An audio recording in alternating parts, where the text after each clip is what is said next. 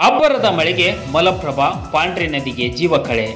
ಕಳೆದೆರಡು ದಿನಗಳಿಂದ ಪಶ್ಚಿಮ ಘಟ್ಟಗಳ ಪ್ರದೇಶದಲ್ಲಿ ನಿರಂತರವಾಗಿ ಸುರಿಯುತ್ತಿರುವ ಧಾರಾಕಾರ ಮಳೆಗೆ ಖಾನಾಪುರ ತಾಲೂಕಿನ ಮಲಪ್ರಭಾ ಹಾಗೂ ಪಾಂಡ್ರೆ ನದಿಗೆ ಜೀವಕಳೆ ತುಂಬಿದೆ.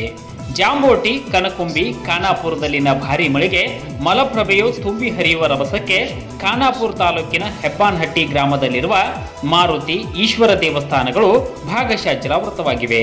ಇನ್ನು ಪೂಜಾ ಕೈಂಕರ್ಯಗಳು ಸ್ಥಗಿತಗೊಂಡು ಮಾರುತಿ ದರ್ಶನಕ್ಕೆ ಆಗಮಿಸಿದ ಭಕ್ತರಿಗೂ ನಿರಾಶೆ ಉಂಟಾಗಿ ದೂರದಲ್ಲಿ ನಿಂತು ದರ್ಶನ ಮಾಡಿಕೊಂಡು ತೆರಳುತ್ತಿದ್ದಾರೆ.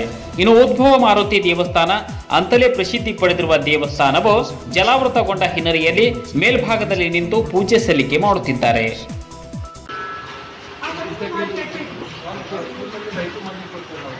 ಅದು